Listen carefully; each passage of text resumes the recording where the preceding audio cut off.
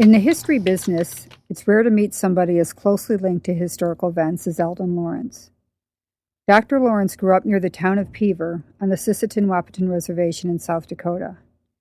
His career teaching Dakota history at the tribal college led him to research his own family's past. He found out a lot about himself and his family's place in history. His parents were forced to deny their roots, but Elden used his research to reclaim his pride as a Dakota person. One of the things that happened in my early life was that my parents were both what I call victims of the boarding school system.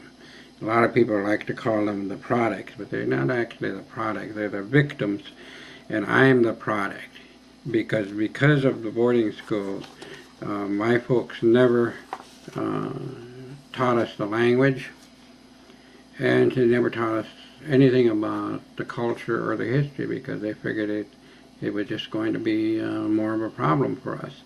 So they figured if we didn't learn it, then we wouldn't have to confront it.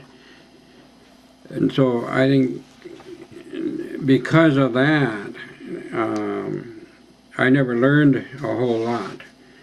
But in addition to that, because of the way that we had to live in those days,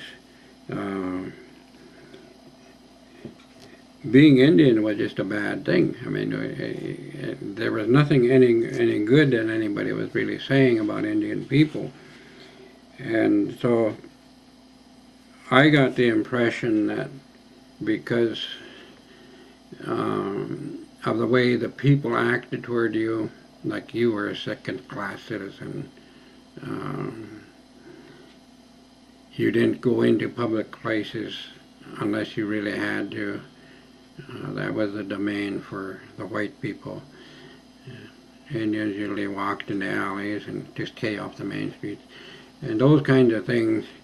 And then the fact that my folks would not speak the language in front of me, or they would talk to themselves, but then when we come into the house or something, then they would start talking in English.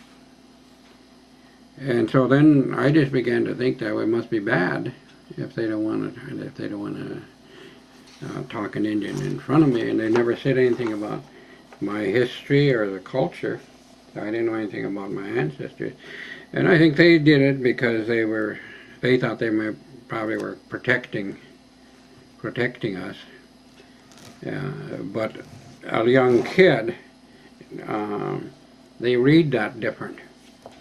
And so I grew up thinking that I was born with a curse because I was born Indian. And I went to 32 years of my life that way. And that was a big problem for me, because I thought that no matter what I did, no matter how much good I did, it would never be good enough, because I was Indian, and I would always be Indian. Elden's family history led him to the story of his great-grandfather, Lorenzo Lawrence. A somewhat controversial figure, Lorenzo was the first Dakota Indian to receive citizenship. Lorenzo is most famous for saving the lives of 3 women and 13 children during the 1862 U.S. Dakota War.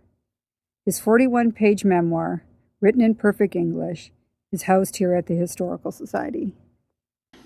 And one of the biggest breaks I got was when I came across a story that was written by him in his own handwriting. He was very fluent in English and Dakota. In fact, he was the first Dakota person to learn to speak and read and write English. And he was the first citizen too, wasn't he? Yeah, and he was also the first citizen of Minnesota. And that was based on the fact that he was he could speak both English and Dakota.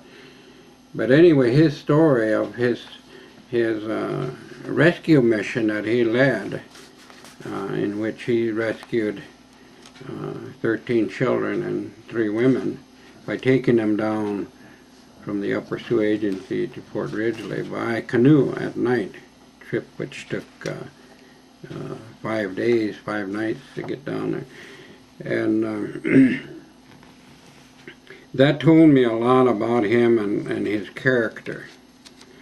And after that, I started to pick up more and more bits and pieces of his life.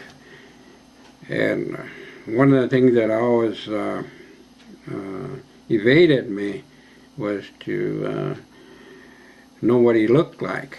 What did he really look like? And I could never find a picture of him. There was a fellow that come to a conference in which I was a part of, and he had picked up a photo at an antique shop. But he emailed me and told me that he had this picture.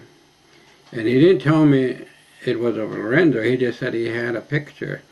And someone said that I was a relative. And so he sent it to me in the mail. It says right on, it was a picture of Lorenzo and his mother, so that was a bonus. And right on the picture, on the photograph, it says Lorenzo and his mother, full-blooded Sioux Indian. So that was clear evidence that this is an actual picture of him. It identifies him and his mother and the incident that he was noted for at the time. So I had that, and then I went ahead and got the picture kind of blown up and a better picture made of it out of that. And this is the picture that shows him up close.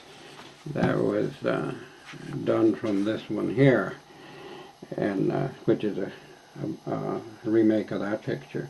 Now, were you surprised at what he looked like, or? Yeah, I was surprised.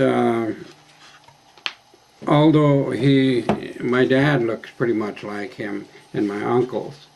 The reason why I don't probably resemble him as much as people would think is because people have told me that I look more like my mother and her side of the family. So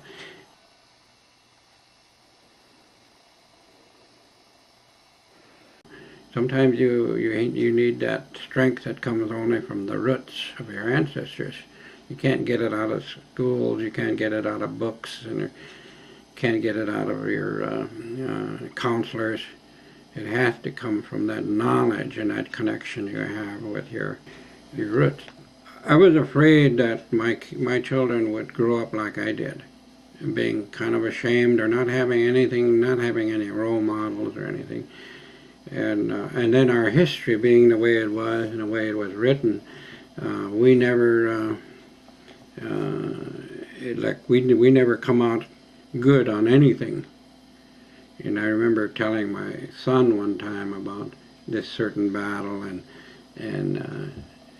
how we lost this and lost that, and he came out right once and he said, "Dad, don't we ever win one?" And I said, "Yeah, we're going to win one. We're going to win the biggest one. We're going to win the last one."